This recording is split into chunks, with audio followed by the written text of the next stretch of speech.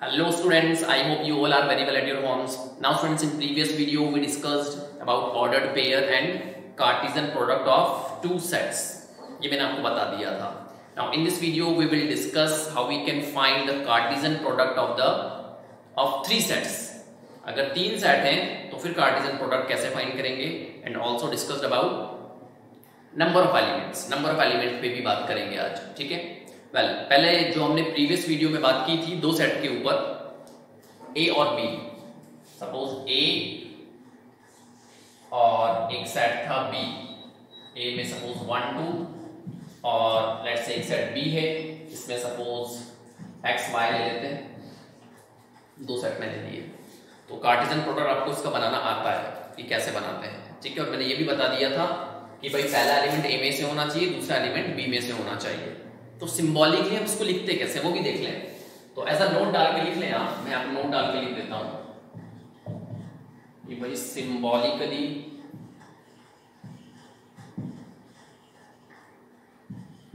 We can write A cross B, A comma B. कि भाई अगर दो सेट हमारे पास हैं, कौन से, कैपिटल ए और कैपिटल बी, अगर ये दो सेट हमारे पास हैं कोई से भी, तो इसके कार्टेशियन प्रोडक्ट को सिंबॉलिकली हम ऐसे लिखते हैं कि ऑर्डर्ड पेयर में होते हैं एलिमेंट सारे. कार्टेशियन प्रोडक्ट के जो एलिमेंट होते हैं वो प्रोडक्ट की ऑर्डर्ड पेयर की फॉर्म में होते हैं. इसलिए हमने यहां पर ऑर्डर्ड पेयर बनाया कि भाई ordered pair such that A belongs to capital A and B belongs to capital B. ये लिखने का तरीका, मतलब एक तरीके से सेट बिल्डर फॉर्म हो गई. बात समझ में आ रही है अच्छे से. सिंबॉलिकली दो अगर सेट हैं तो इस तरीके से कार्टेशियन प्रोडक्ट लिखा जाता है और मीनिंग वही है.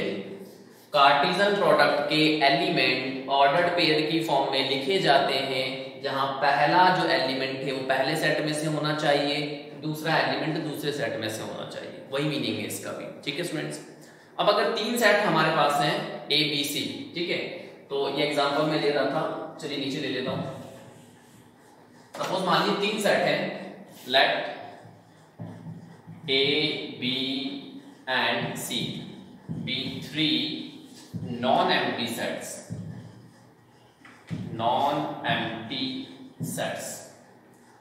तो इनका जो कार्टेशियन प्रोडक्ट होगा, the Cartesian product is denoted by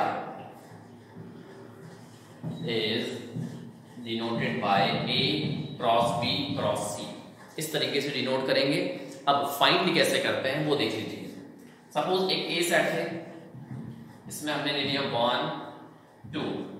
एक बी सेट है, सपोज इसमें हम ले लेते हैं ए ले लेता हूं ओनली, ठीक है. और सपोज एक सी सेट है, इसमें सपोज मैंने ले लिया -1 एंड लेट्स से एक्स.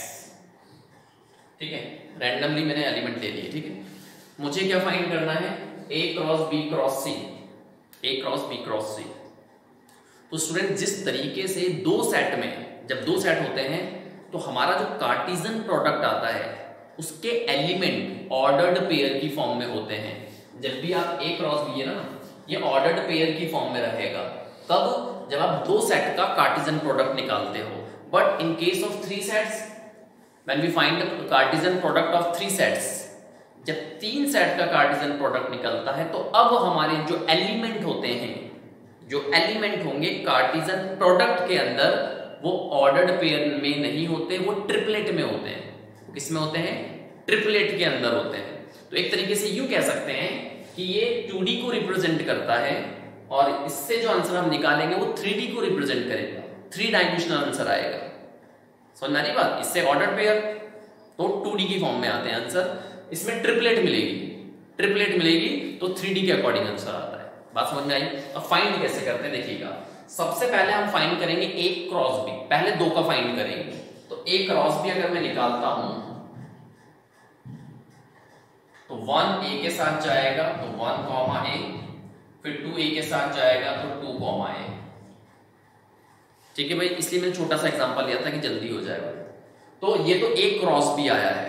अब हमें निकालना है ए क्रॉस बी क्रॉस सी, मतलब दिस. देखिएगा ध्यान से ना, ए क्रॉस बी क्रॉस सी ये हमें फाइंड करना है। तो पहले हमने ये फाइंड कर लिया ना, ए क्रॉस बी फाइंड कर लिया, इसको लिख दें, ये रहा 1, ए 2, ए क्रॉस, ये तो क्या हो गया ए क्रॉस बी। अब इसका क्रॉस किसके साथ लेना है, सी के साथ, तो सी वाला सेट लिखें -1 और x। याद रखना ये ऑर्डर पेयर में नहीं है, ये सेट सी के एलिमेंट हैं, ये कार्टेशियन प्रोडक्ट था ए और बी का, इसलिए ऑर्डर पेयर में है। क्योंकि जल्दबाजी में बच्चा यहाँ ब्रैकेट लगा देता है, यहाँ ब्रैकेट नहीं लगेगा अंदर, यहाँ बस सिंपली क्या होंगे, एलिमेंट लिखे जाएंगे सेपरेटेड बाय कोमास, ठीक है। लेकिन यहाँ पर आप ब्रैकेट बनाएंगे क्योंकि ये ए क्रॉस बी है, तो ये ए क्रॉस बी क्रॉस सी, ठीक है। चलिए भाई, अब आंसर कैसे निकलेगा, ये पूरा जो पहला वाला जो ऑर्डर पेयर है ये जाएगा -1 के साथ, तो आपको ट्रिपलेट मिलेगी। तो ट्रिपलेट कैसे मिलेगी, 1, ए और -1। याद रखना ऑर्डर चेंज नहीं होना चाहिए, कहीं आप सोचो सर आगे पीछे कर लेते हैं, आगे पीछे करोगे तो मार्क्स भी आगे पीछे हो जाएंगे आपके, ठीक है। तो 1a फिर -1, ठीक है, फिर कॉमा लगेगा 1a फिर x। ये ऑर्डर पेयर पहले -1 के साथ जाएगा, फिर ये ऑर्डर पेयर x के साथ जाएगा, ठीक है।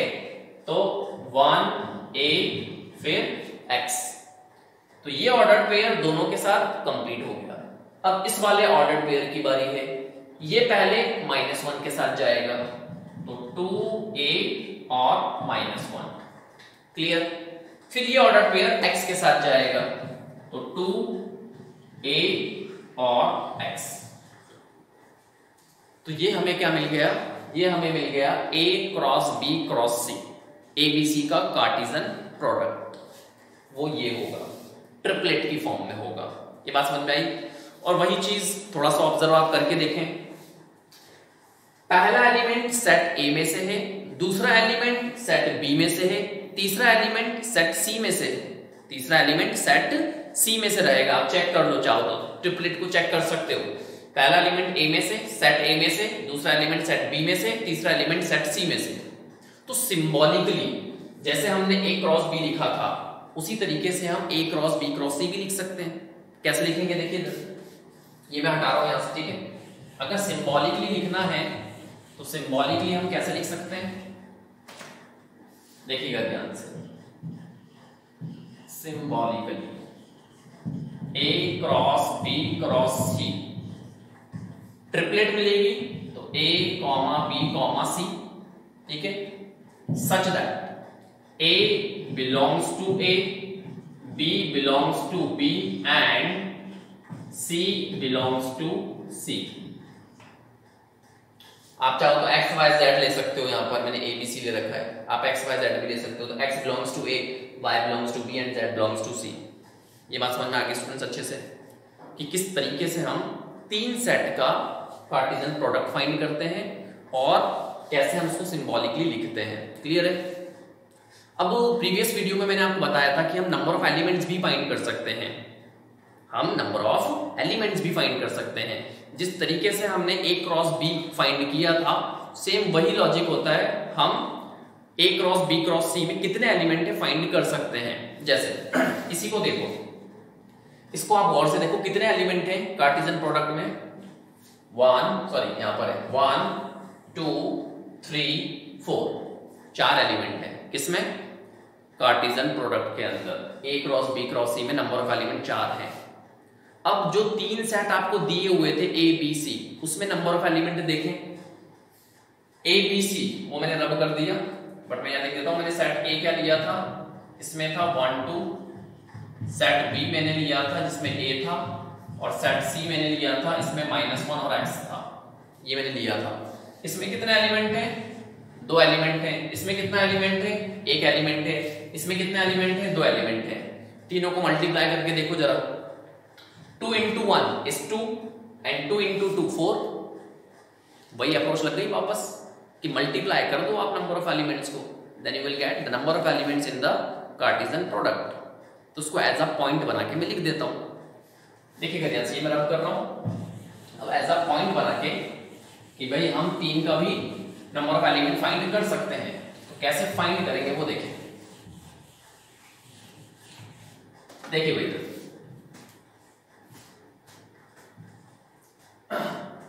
if n a is equals to p and b is equals to q and n c is equals to r, set A में कितने एलिमेंट लिए? P एलिमेंट, सेट B में Q element and set C में R element. तो इनके Cartesian product में जो number of elements होंगे वो कितने होंगे? Then number of elements in A cross B cross C is equals to P Q R, तीनों का मल्टीप्लिकेशन। बात समझ में आई? इस पर एक छोटा सा एक एग्जांपल और देखते हैं, देखिए ध्यान से। सपोज मान लीजिए उसने आपको एक सेट दिया A, if A is equals to let's say -1 1 1, और उसने आपसे बोला फाइंड करके बताएं A क्रॉस A। ये एनसीईआरटी में इस तरीके का एक क्वेश्चन है।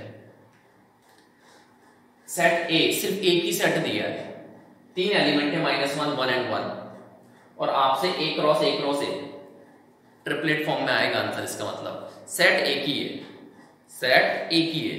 अब इसको हम कैसे फाइंड करेंगे? तो सबसे पहले आप निकालें A क्रॉस A। सबसे पहले क्या फाइंड करें? A cross A। तो देखिएगा ध्यान से सॉल्यूशन। A क्रॉस A हमें फाइंड करना है पहले, मतलब A वाला सेट लिख दें,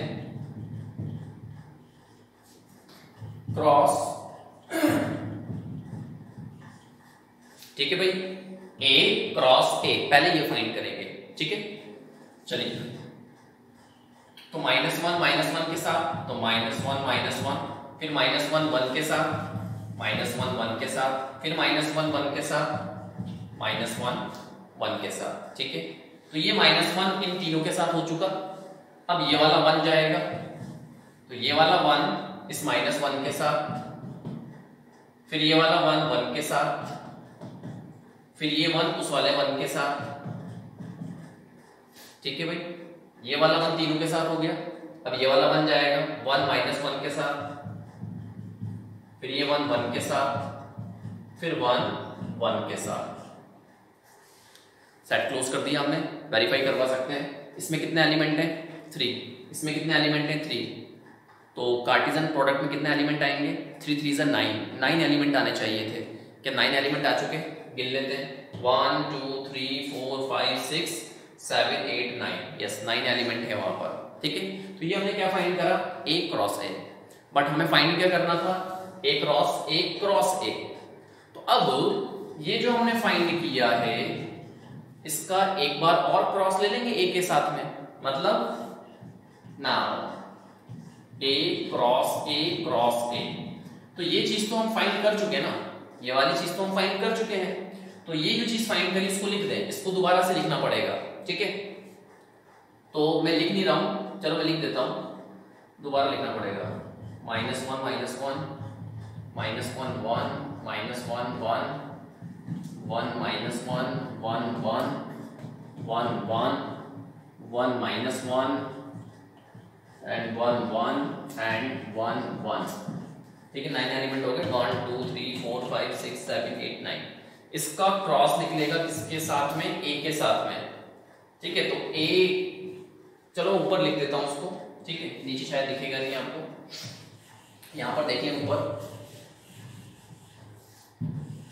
देखिए भाई A क्रॉस A हमने फाइंड कर लिया ना, ये चीज हम फाइंड कर चुके हैं। तो उसको मैं लिख देता हूं वापस, -1 -1 -1 and 1 -1 and 1 and 1 -1 1 1 1 1 -1 -1 1 -1 1 1 and 1 1, close हो गए। 9 एलिमेंट, 1 2 3 4 5 6 7 8 9। इसका क्रॉस लेना है किसके साथ? दोबारा से A के साथ। तो A वाला सेट लिखेंगे -1 1 and 1। अगेन याद रखना, इसको आप स्मॉल ब्रैकेट में क्लोज मत करना, ये तो सेट लिखा है और ये कार्टेशियन प्रोडक्ट है A क्रॉस A, तो ये तो A क्रॉस A हो गया, इसका क्रॉस हम A के साथ दोबारा से निकाल रहे हैं, ठीक है। तो अब हमें ट्रिपलेट मिलेगी, तो ट्रिपलेट कैसे मिलेगी वो देखिए। ये वाली जो वैल्यू है सबसे पहले -1 के साथ जाएगी, तो हमें मिलेगा -1 -1 -1, फिर ये वैल्यू 1 के साथ जाएगी, तो -1 -1 एंड 1, फिर ये वैल्यू फिर 1 के साथ जाएगी, तो -1 -1 एंड 1, ठीक है। ये तीनों के साथ हो गया। अब ये जाएगा तीनों के साथ, तो -1 1 एंड -1, ठीक है। ये वैल्यू पहले -1 के साथ हो गई, अब ये वैल्यू 1 के साथ जाएगी, तो -1 1 एंड 1, फिर एक बार 1 के साथ और -1 1 एंड 1, ठीक है। तो ये वैल्यू तीनों के साथ हो गई। अब ये वाली वैल्यू तीनों के साथ जाएगी, -1 1 वाली, तो -1 1 -1, फिर -1 1 1, फिर -1 1 1। घूम तो नहीं गए ना 1 1 -1 1 -1, थोड़ा सा फोकस के साथ बनाते हुए चलना, एक भी गलती होगी तो प्रॉब्लम हो जाएगी, ठीक है।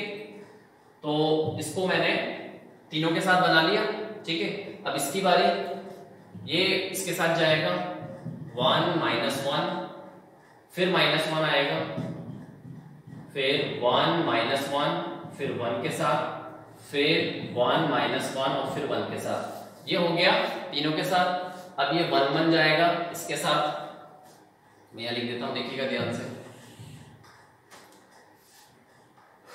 1 1 -1, फिर 1 1 1, फिर 1 1 1, ठीक है। ये तीनों के साथ हो गया, ये जाएगा 1 1 -1 1 1 एंड 1, ठीक है।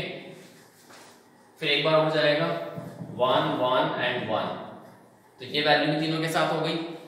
सिमिलरली ये तीनों भी उसके साथ जाएंगे। ये आप बनाना, मैं थक गया क्योंकि बना लोगे ना, समझ में तो आ गया ना आपको कॉन्सेप्ट। अगर टोटल नंबर ऑफ एलिमेंट्स की बात करें, टोटल नंबर ऑफ एलिमेंट्स कितने होंगे, तो आप खुद देखो, 3 सेट है और 3 एलिमेंट थे, 3 सेट थे और उसमें 3 ही एलिमेंट थे, तो 3 × 3 × 3, तो 3 3 = 9 3 = 27 बनेंगे टोटल एलिमेंट। और मैंने कितने बना लिए थे, 1 2 3 4 5 6 7 8 9 10 11 12 13 14 15 16 17 18 तो मैंने बना दिए।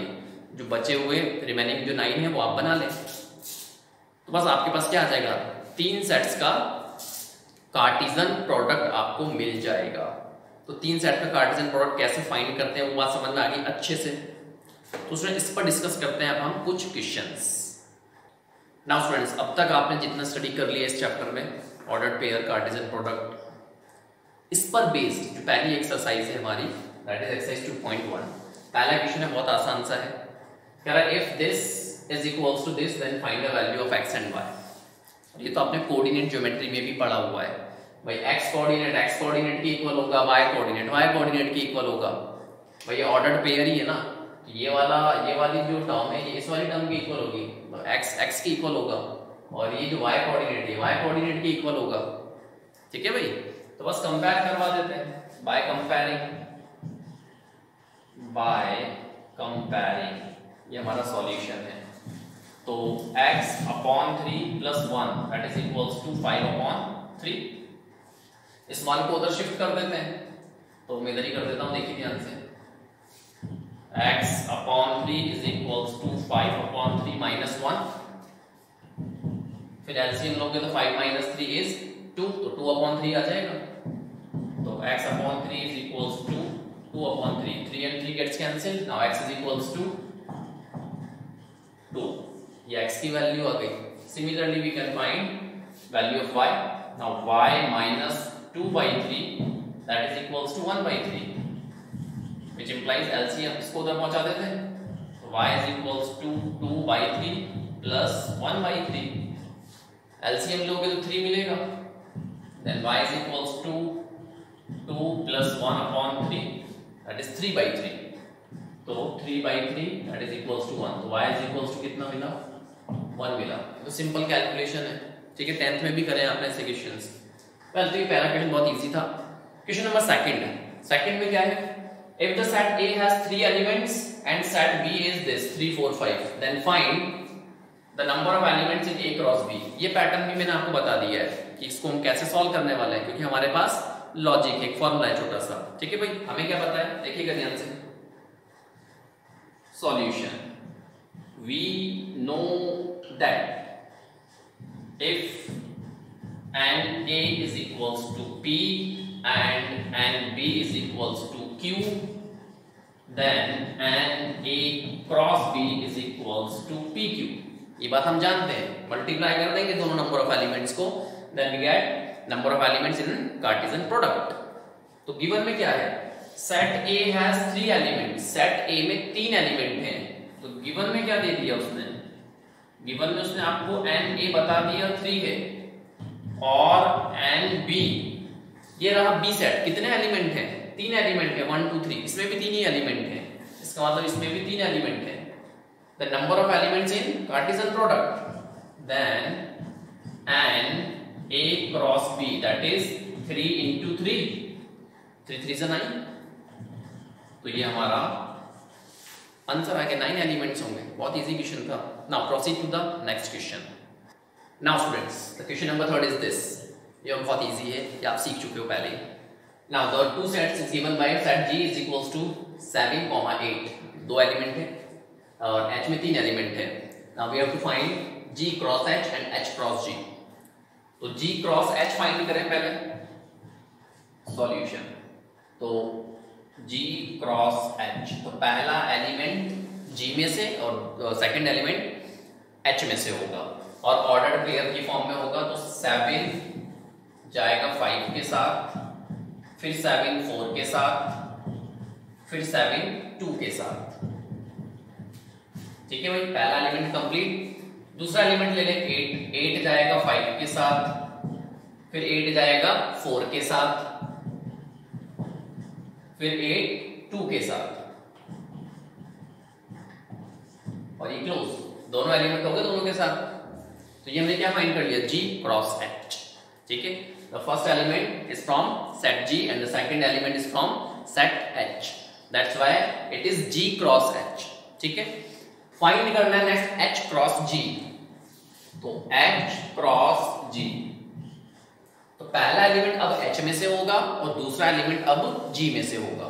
तो 5 जाएगा पहले 7 के साथ, तो 5 7, फिर 5 8 के साथ, 5 8 के साथ, फिर 4 7 के साथ, 4 8 के साथ, फिर 2 जाएगा 7 के साथ, देन 2 जाएगा 8 के साथ। ठीक है भाई, ये हमने क्या फाइंड कर लिया, H क्रॉस G, और ये दोनों इक्वल नहीं है। अगर वो पूछता कि show that G cross H is not equals to H cross G, तो हमने शो कर दिया ना। आप चाहो तो इन दोनों से लिख सकते हो कि G cross H is not equals to H cross G। ये बात समझ में आ गई। अच्छा, एक बात और मैं क्या दूं आपसे, ये जो हम ऑर्डर्ड पेयर लिखते हैं, इसमें ध्यान तो हमें ये रखना ही है कि भाई पहला एलिमेंट पहले सेट में से होना चाहिए, दूसरा एलिमेंट दूसरे सेट में से होना चाहिए। बट आप चाहो तो इनको आगे पीछे जरूर लिख सकते हो, ऐसा कोई फिक्स नहीं है कि यार 5 ये 7 ये पहले ही आएगा। इस वाले ऑर्डर पेयर को आप बाद में भी लिख सकते हो, लेकिन पहला जो एलिमेंट है वो पहले सेट में से होना चाहिए। मतलब इनका ऑर्डर तो उधर उधर आप कर सकते हो। जैसे आपने रोस्टर फॉर्म पढ़ी है ना भाई, सेट ए 1 2 3 ऐसा लिखूं, 2 3 1 ऐसा लिखूं, या 3 1 2 ऐसा लिखूं, ये सारे के सारे इक्वल सेट ही हैं, ये सारे के सारे इक्वल सेट ही हैं। तो भाई ये कार्टेशियन प्रोडक्ट भी तो सेट ही होता है, कार्टेशियन प्रोडक्ट भी तो सेट ही होता है। तो ये वाले जो कॉमास है ना, मतलब ये ऑर्डर पेयर, ये ऑर्डर पेयर, ये ऑर्डर पेयर, इनको आप आगे पीछे कर सकते हो, लेकिन इनके अंदर जो एलिमेंट लिखे हुए हैं उनको नहीं छेड़ सकते। जो पहला एलिमेंट है पहले सेट में से, दूसरा एलिमेंट दूसरे सेट में से। तो स्टूडेंट्स, आई होप यहाँ तक आपकी कहानी समझ में आई होगी। बहुत इजी चल रहा है अभी, ठीक है। वेल, अभी तक तो हम रिलेशन तक पहुंचे भी नहीं है, अभी तो सिर्फ कार्टेशियन प्रोडक्ट वगैरह के बारे में बात चल रही है। 3 क्वेश्चन हमने डिस्कस कर लिए हैं, बाकी के क्वेश्चन और डिस्कस करेंगे बट नेक्स्ट वीडियो के अंदर। Till then, thank you so much.